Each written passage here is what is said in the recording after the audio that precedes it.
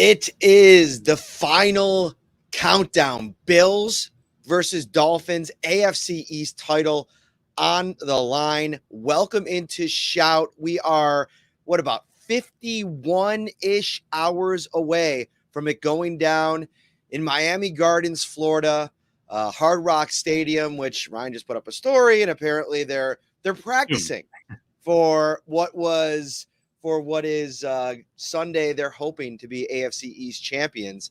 We'll get into that in a moment.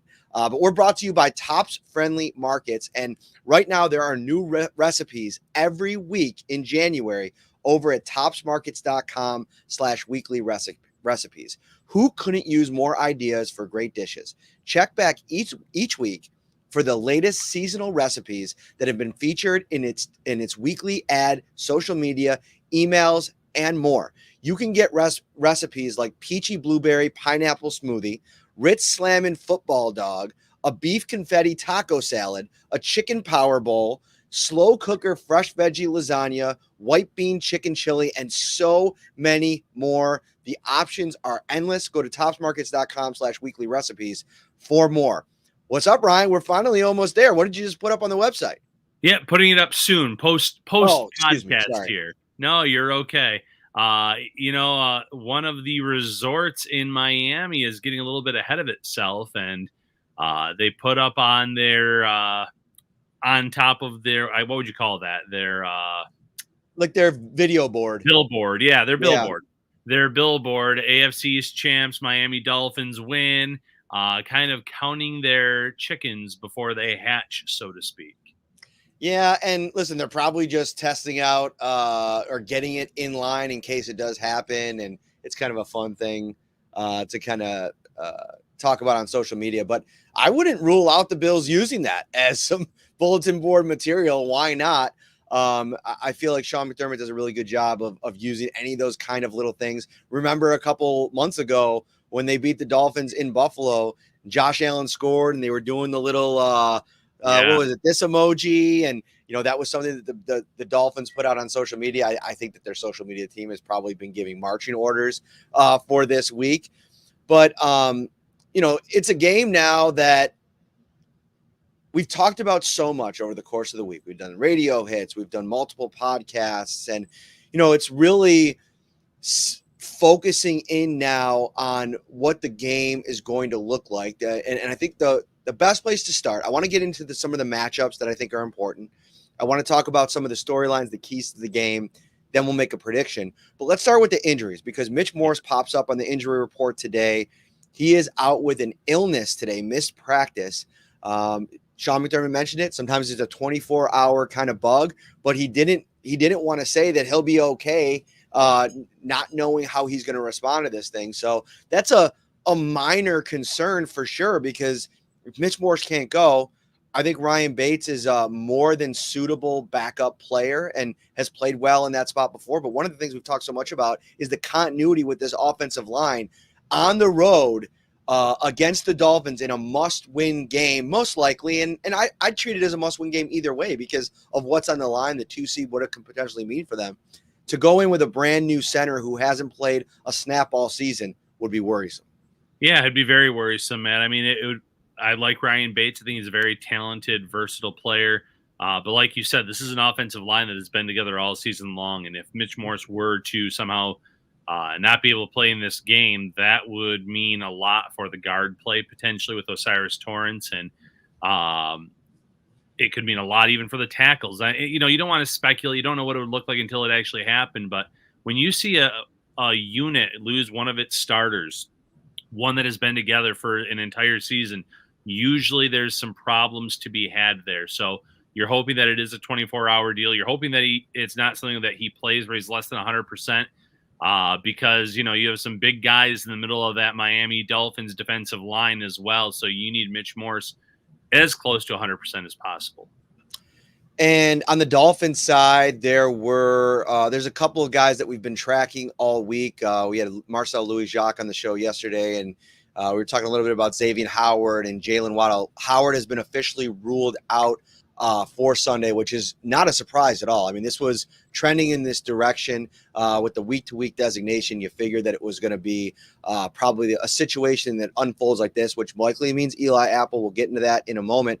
On the offensive side of the ball, it's been a week where Waddle and Mostert haven't practiced. And to me, no matter what happens, and there's a report coming out today that Mike McDaniel said that I think it was Cameron Wolf that said, let me bring it up here. Waddle, Mostert, and Jerome Baker are all questionable. And in his report, he said, Jalen Waddle has shown notable progress since last week on injured ankle. Did a lot more today in practice, and he's done in a couple weeks running intermediate routes and cutting. He told reporters that he felt no pain. Still TBD for Sunday versus Bills, but he's improving and has a shot to play. Ryan, I think that could very well much be the case. But to not practice Wednesday, to not practice Thursday, and to go out there today and kind of like what's usually on Friday a scaled back practice, I think is a little bit of fool's gold. I think if Waddle plays this weekend, he's not going to be 100%. No, and I did catch a video on social media of Waddle catching passes from Tua today, and it looked like he was running in slow motion. It looked like he was just kind of jogging more than anything else. And he might be cutting while he's jogging and catching those passes, but that's not the same as the route running at 100%, trying to make the cuts that you have to make, taking hits that you would be taking. It's very dangerous. It's a very dangerous game for Miami to play Jalen Waddle this week, knowing that you've already punched a ticket into the playoffs, knowing how important he is to this offense. Could it happen? Yes, but he's one shot away from being week to week all over again and possibly missing next week's game or the rest of the playoffs as is. And you already have a Tyreek Hill who is still wearing a walking boot during the week on his ankle. They're banged up right now. So you do, if you're Mike McDaniel, really have to kind of weigh the pros and cons of a move like this. I know that Sunday night's game has high stakes for both teams. Even with Miami already in the playoffs, they want the 2 seed. I get it.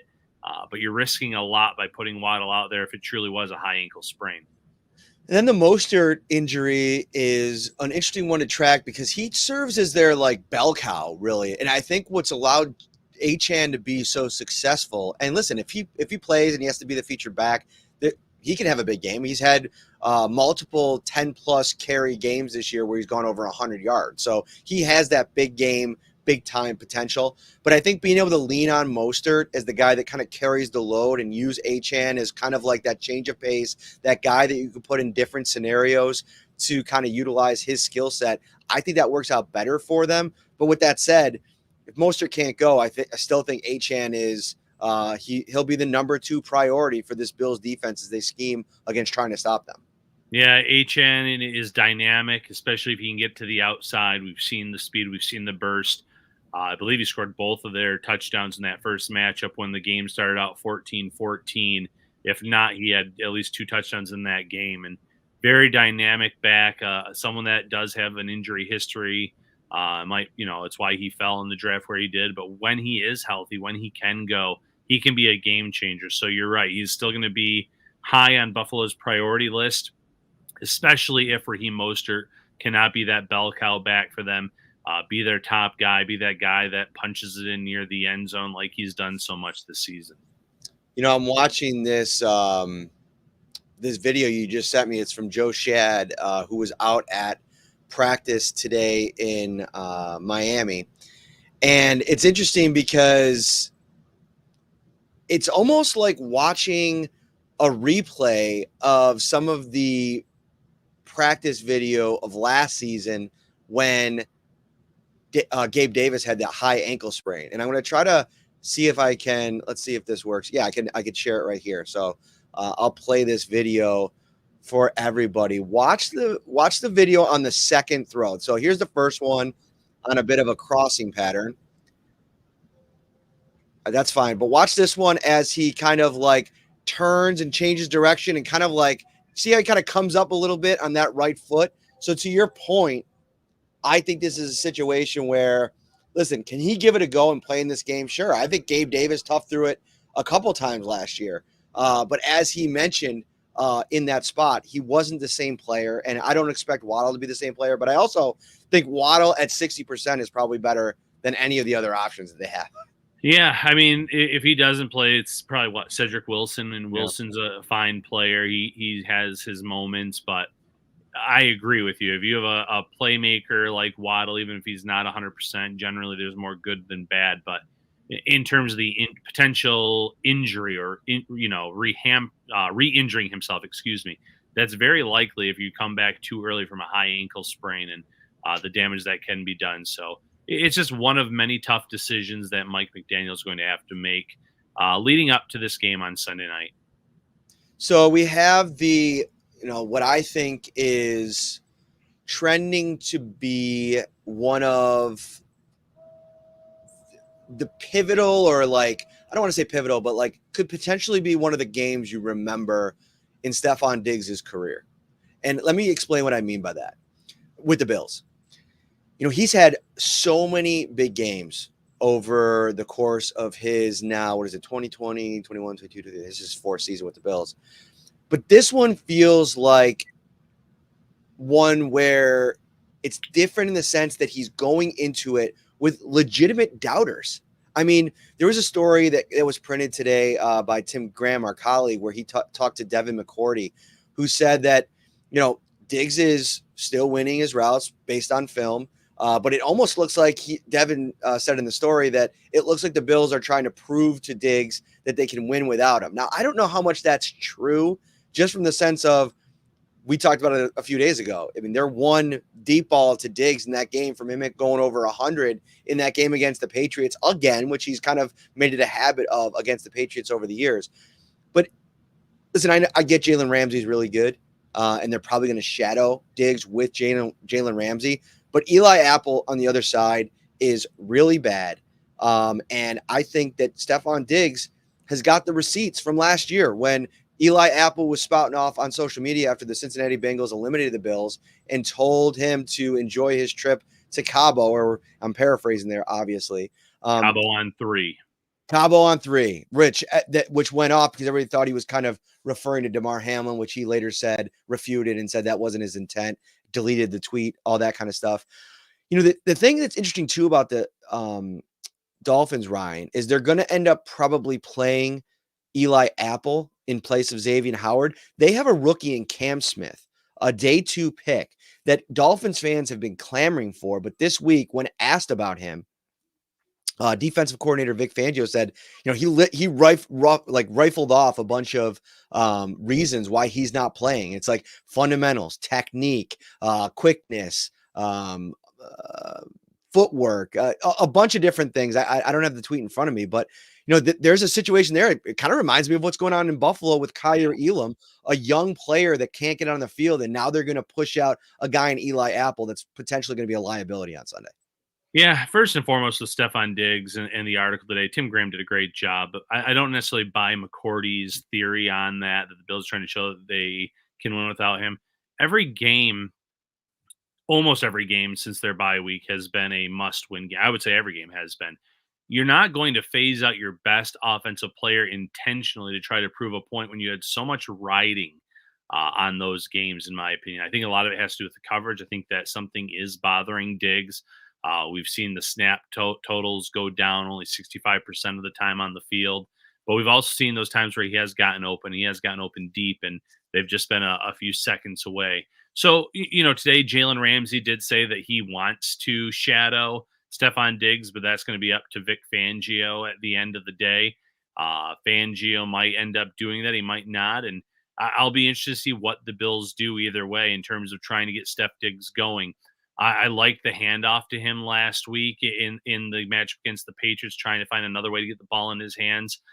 We've seen the bubble screens, and those have not had much success. But, when you get him on those slants, that usually leads to some good things. So whether it's against Ramsey, whether it's against Apple, whether they're putting him in a pre-snap motion, trying to create mismatches, or just leaving him where he is, I do think this is a big opportunity for Diggs to, in what the Bills are once again calling a playoff matchup, enter the actual playoffs potentially with Diggs on a high note and reestablishing that connection between he and Josh Allen.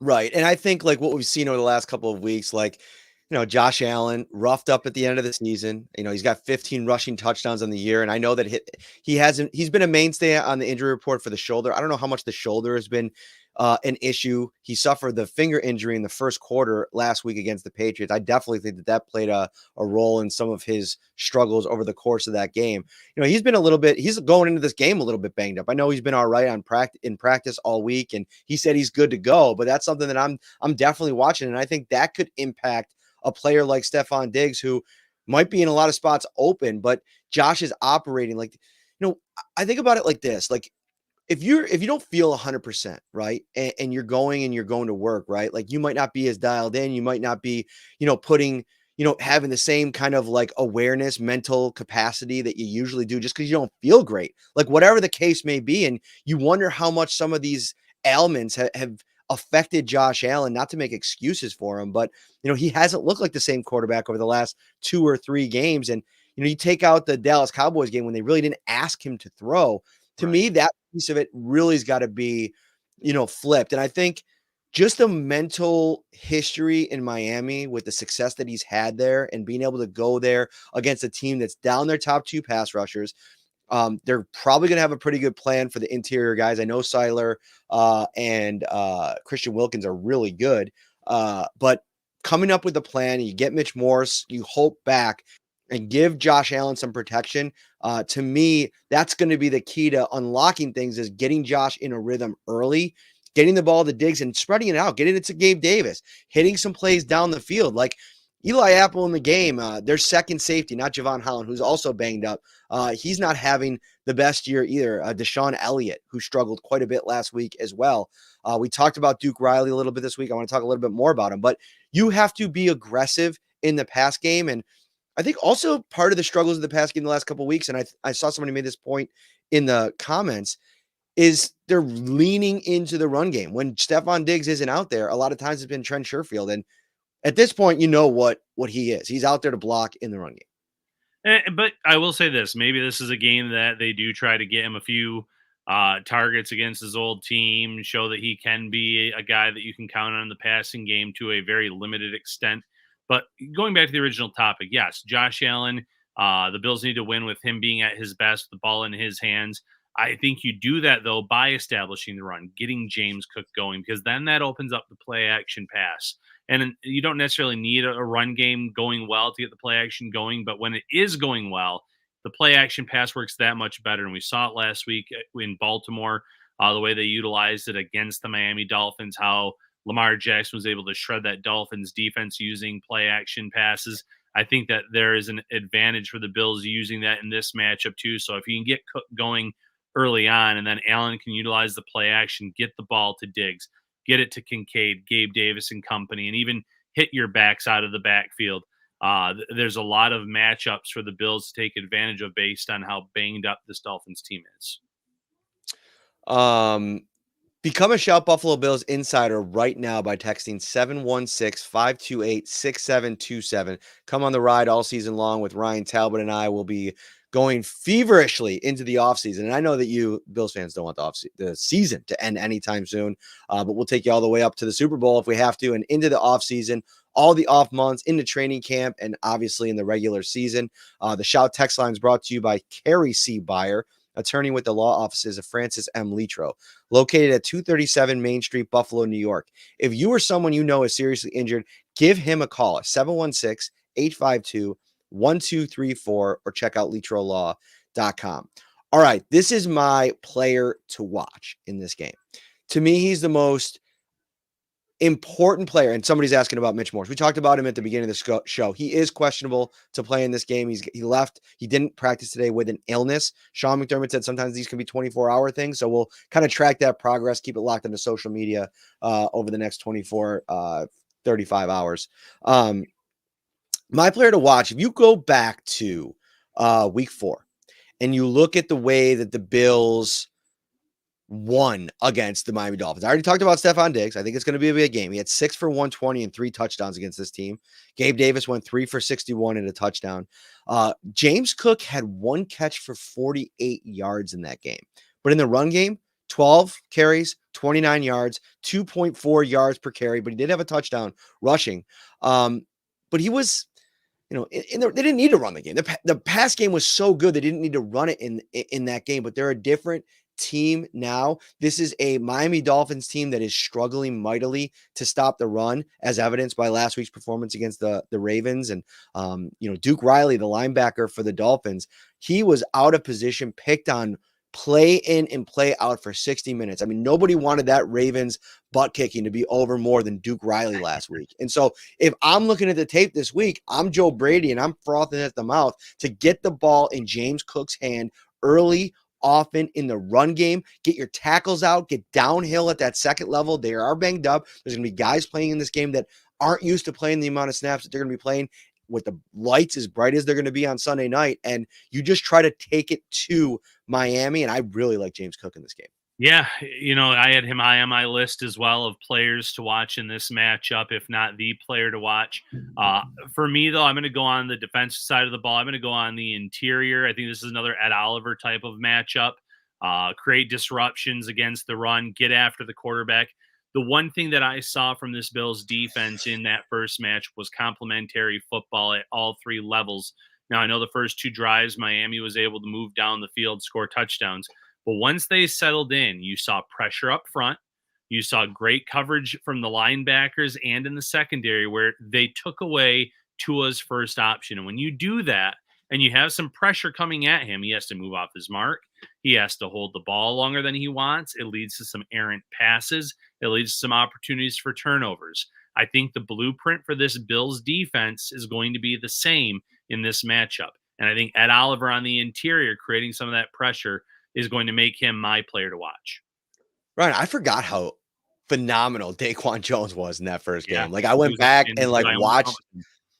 I mean, listen, it's his second game back. I think you want to be a little bit careful with the expectations for him in this game and to recreate that performance. I mean, he had 7 pressures according to PFF, 5 hurries, 1 sack. I mean, he was a menace in that game. And I think that's what really bummed people out because he was literally at the height of his production, his play in a Bills uniform in that game. And he goes out the next week in London against Jacksonville. So I think having him back in the mix, and you think about the 4 that they're going to run, and maybe they activate Linval Joseph this week and they go 5 deep and they try to find their best 4. And, if they don't like what they're seeing from Tim Settle or Poona Ford, they can roll in Linval Joseph, who I think you might want in this game just because of his ability against the run. And I'm not saying that Tim Settle can't get the job done, Poona Ford. I think both of those guys are adequate run defenders. And I think Tim Settle's played really good football over the last 4 games. But to me, this could be a Linval Joseph game where you just get him, at least make him available so that if you do need to go to him and, you're going to have to look up and down your roster to try to find, spots where you can kind of mix and match because there's not a lot of open roster spots to get guys in. I think that brings us to Von Miller. Like, where are you at with what they're going to do with him? I mean, Sean McDermott sang his praises today, said he handled it all the right way over the past week. He told the Buffalo News yesterday that he thought it was the right move for him to get sat down. And he's been very jovial in the locker room. I'm actually writing about what saved the Bills season. That story will be up tomorrow. And one of the things that really I've dove into this week is like this card game that they've started to play every day after practice. And it's this Uno game that you've heard Rasul Douglas talk about. Josh Norman has talked about it. And, it was basically Von Miller who started it. They played Uno back when he was in Denver, and he brought the card table into the locker room the week of the Jets game. And ever since then, like if you come in the locker room, as soon as it opens, guys are racing in. If they don't have to go to meetings or they don't have to work out, there is a table where they're all sitting around, passing out cards, playing some really cutthroat Uno. And so you've seen them kind of come together. And he was in that spot today. There was a game, it was Micah Hyde, Von Miller, Tim Settle was over there, Reggie Gilliam, Rasul Douglas, who I'm told is the best player at Uno. Although Josh Norman doesn't want to admit that, calls him a cheater. Rasul Douglas calls Josh Norman a cheater. Obviously some competitive games going on in there, but that's a piece to all of this. And, so my point being that Von Miller was in good spirits, but I do think that I wonder how much more Linval Joseph would be value-wise if you're trying to figure out the math on that defensive line, and even maybe putting down like a Kingsley Jonathan this week and just leaning on Epinesa, Rousseau, Shaq, and Leonard Floyd. Yeah, I just recently addressed that on a radio spot, ESPN, the Fan, formerly ESPN Rochester, but the Fan Rochester now. And I said, it's interesting with Von Miller because if he does play, I still think they might limit his reps because of what you're getting from AJ Epinesa, because of what you're getting from Leonard Floyd this season and Greg Rousseau. And I know Rousseau hasn't popped as much as a pass rusher, but he is elite as a run stopper. He is really good at getting pressure, getting his hand on passes. And then I said Shaq Lawson has been so under the radar this year, but he's still been so solid for this team. So there's 4 guys right there. So if you do want Von Miller active, by all means do it, but I would limit his reps because when he's been out there and given more and more opportunities, we haven't seen enough from him where I feel like the 4 guys that I just mentioned, you're going to get more out of it in a matchup like this. You're going to get a guy like Shaq Lawson, who is, this matchup specifically, you might not need him as much for setting the edge, but staying disciplined. That's something he does extremely well. You have the pass rush from Floyd and Epinesa. You have a good mix and balance there between the run stopping and getting after the QB. So I don't think you need Von back necessarily in a big role in this matchup. I wonder too about, you look through all of their offensive linemen or their roster, and there's not a lot of spots. Like if Von Miller comes in based on their inactives last week, like DeMar Hamlin will be inactive. He's been dealing with that shoulder all week. Alec Anderson has been pretty much inactive all season. Kyer Elam will be inactive, I'm guessing. And then you have Von Miller and Linval Joseph. I probably think that they leave Linval Joseph on the inactive list unless they can find a place somewhere else. Maybe like for a Kingsley Jonathan. And then for that other spot, depending on how you look at it, Latavius Murray could be down, but I think they should consider calling up Leonard Fournette or maybe go into this game. And I know that they won't because it's a bit of a risk if James Cook or Ty Johnson were to get injured to have that other back that's available to you in that scenario. But I think they could get creative. And if they really wanted to, could just go with James Cook and Ty Johnson because Ty Johnson, to me, needs more work, not less. Yeah, I agree with that. Ty Johnson has earned that role as the running back number 2 since joining this team. He has good burst every time he's given the ball. He's smart with the ball in his hands, like he showed last week, staying in bounds late against New England, picking up decent chunks of yards, can catch the ball out of the backfield. But you're right. I don't think this is a game that you just go with 2 backs. I could see them going with Fournette over Latavius Murray, though, as Murray is literally and figuratively kind of hit a brick wall. The legs looked a little bit tired. I know he's really good as a pass blocker, but if he can get that from Fournette as well, it's just how comfortable are you with Fournette in terms of knowing the assignments, knowing all the plays in this playbook. So that'll be a tough decision to be had. But that's the one problem when you're trying to, mix and match these players. Can you get Joseph out there? Well, yeah, but then it might be Kingsley Jonathan. And then what do you do with Von Miller? There's just only so many spots. Maybe they could make a Deontay Hardy inactive, let Ty Johnson return some of the kicks and the punts. But again, is that something you want to do either? The analysis and what goes into those decisions each week is so difficult that I don't necessarily think you're going to see a surprise move where they go heavier at one spot or lighter at another. One person I want to talk about, 2 players that I want to talk about on the defensive side of the ball, maybe 3. I don't know. We'll see for the Bills. Let's start with Terrell Bernard. And to me, if you look at, you mentioned Ed Oliver, and I think their front is very important to this game, the most important thing, because I think if you do a good enough job in terms of the blitz packages that you send it to and the coverage on the back end and all those things, you can really force him into an uncomfortable game. But I went back and looked at the PFF numbers from the first matchup, and obviously Daquan Jones with a 91.2 overall grade, 90.5 pass rush grade was the guy that stood out among everybody else. Trey White was in the green. That was the game he got hurt in. He actually had a pretty good game coverage-wise, 69.7 overall. His coverage grade, 73.4, so really solid. Matt Milano was solid too, 73.1, 78.7. Terrell Bernard in his fourth start, really good against the run, which is important. You're going to need him to be good against the run in this game. But his coverage grade, 46.7. It didn't matter. The Bills scored so many points. It didn't matter in that game. He has got to be really good on all of that underneath stuff. He's got to, be certain places before Tyreek Hill's there or Devin Achan's there or Jalen Waddle, if he's played, is there. 6+ sacks this year, 3+ interceptions, 3+ fumble recoveries. It is just unbelievable the year that he's had in year 2. It's the only player in the NFL since 1991, and only the 4th player since 82 to have a season like that. Eagles linebacker Seth Joyner did it in 1991. To me, I'm looking at Bernard. He's got to have a huge game to kind of help reel some of that stuff in the middle of the field and second level. Yeah, absolutely. And you also want to utilize him as the blitzer when the time is right as well. And that's an area that he has been a bit major strength for him. The one thing I'll say about the coverage is Miami's offense is a completely different beast than most of the teams that he saw early on in the season. Now he has a lot of starts under his belt.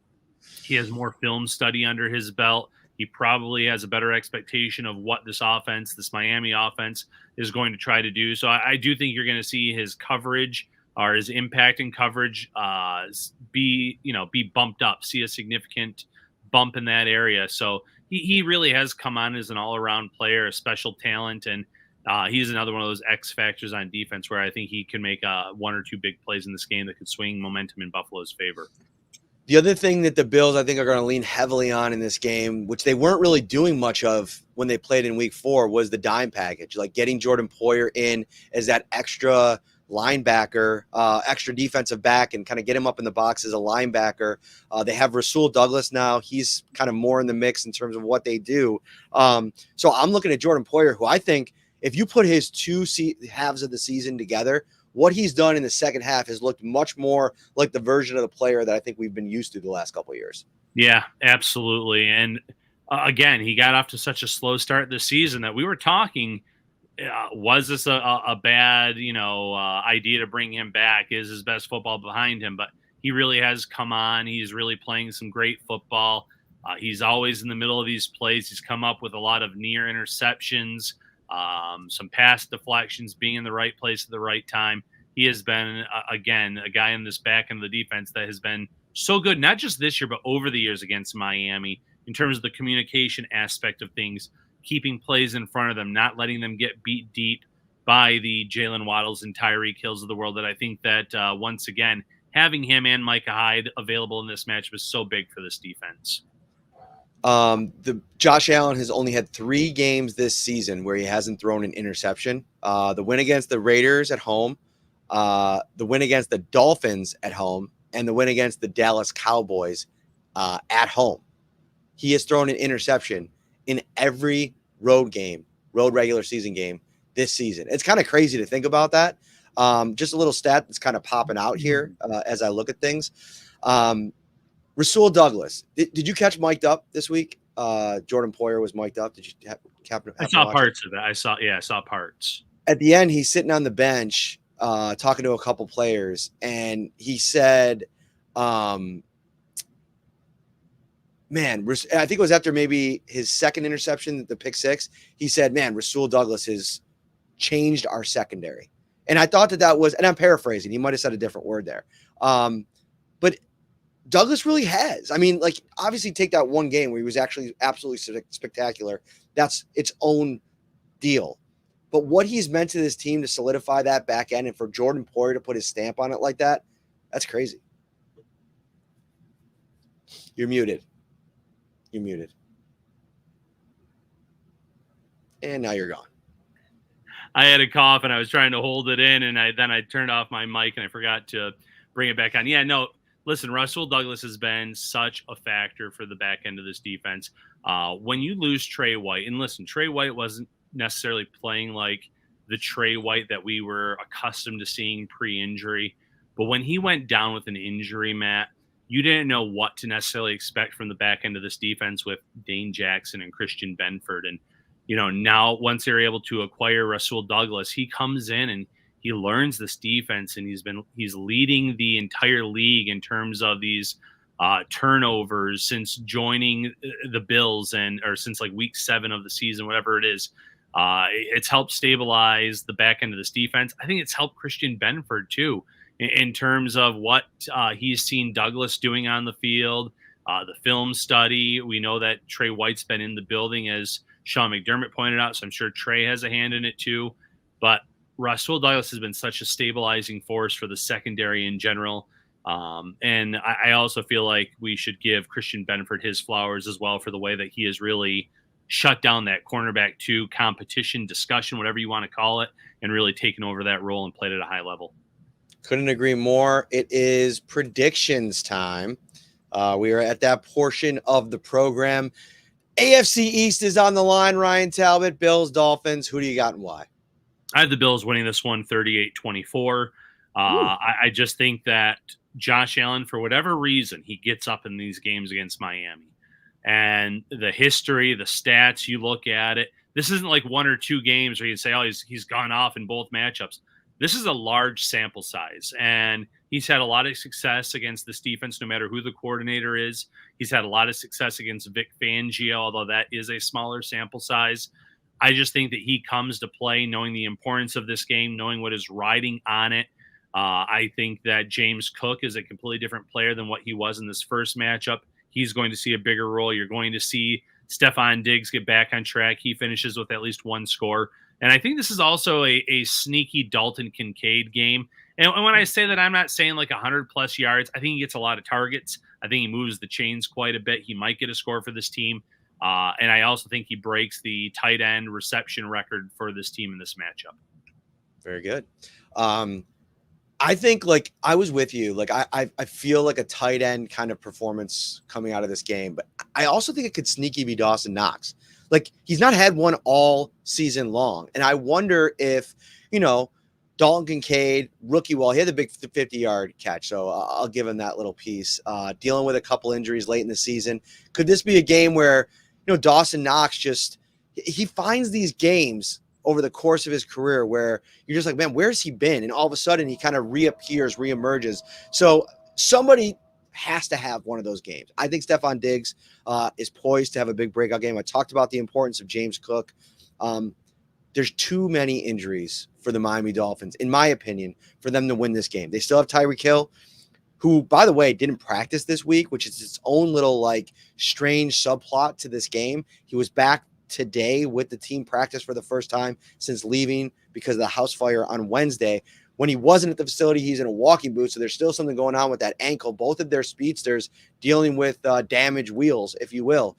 And I just think that that's too much going against the Dolphins. And with all these other players out, to me, this game is going to come down to which quarterback can make the most plays in the end. And I think you got to bet on Josh Allen. He's dominated this team year after year there in Buffalo. And I think they figure out a way to do it again. Bills win 31-24. And I'm not making this pick only because I want to have the next 2 weeks in Buffalo and not have to travel. I'm making it because I think the Bills are going to win. No, I do think the Bills are going to win. I think they'll find a way. I think there's all these things that have kind of led up to this point. They've changed the course of their season. They saved their season and they set it up for this one moment. And they've had all of these one moments over the last 3-4 seasons, haven't they, Ryan? We've talked about it. We've covered them. And you think after a while, those big moments, all the equity that you put in the bank in all those experience, finally it pays off at some point. And I think it'll pay off in a game like this.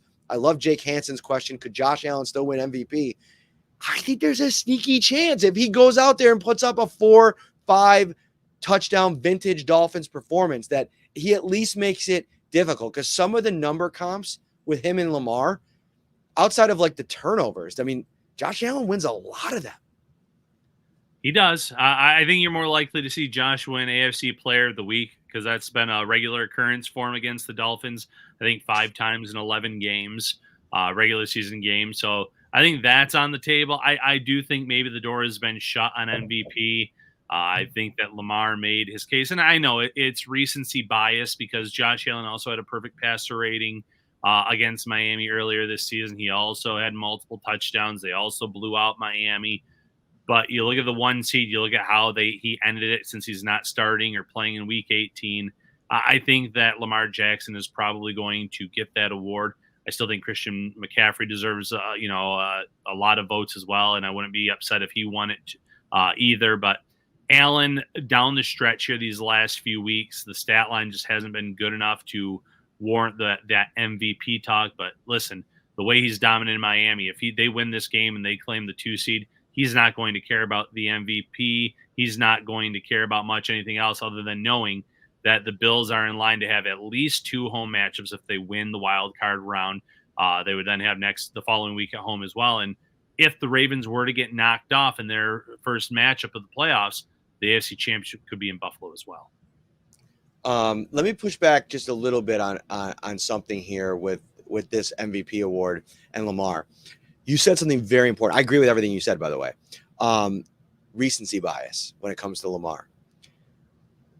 What would happen if Josh Allen has 5 touchdowns in a potential win or go home on the road against the greatest show in 2023 Miami Dolphins, who put up 70 points back in September, to walk it off, finish with the most touchdowns, most passing touchdowns in the league, most overall touchdowns in the league?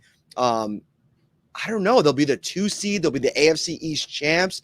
Maybe recency bias might play a little bit in Josh Allen's favor in that scenario.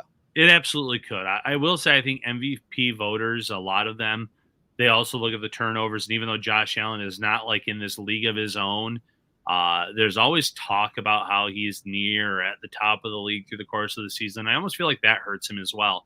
But now when you look at it, there's a lot of really good quarterbacks that are right in the same ballpark as Allen too. But I think that at the end of the day, that's going to also be a deterrent for him. But you're right. If he comes out and he has this unbelievable performance, then there is a chance. The window is cracked open for Allen to potentially maybe sneak his way back into that conversation. All right. If you got to sneak in some shopping, get yourself ready for a party this weekend. You can download Tops Market's mobile app and make your shopping experience even easier than ever. Get the most out of your experience. Check out all the amazing benefits you have at the palm of your hands. Select your preferred store, browse and shop the weekly ad, or by specific department. Easily locate products at your preferred store with its built-in aisle directory. Then enjoy contactless shopping with Tops Grocery Pickup or delivery services and clip coupons directly to your Tops Bonus Plus card. Check out topsmarkets.com/mobile app for more information. Bills versus Dolphins. AFC East on the line. I cannot wait. I take off for Miami tomorrow. We'll have you covered all weekend long. I got a big story dropping tomorrow on the website. Talked to a bunch of people this week just about the journey from 6-6 to what they're going to walk in on the field and try to do on Sunday. It'll be a fun one, I think. For Ryan, I'm Matt. We will see you on Sunday. Enjoy your weekend. Enjoy this game.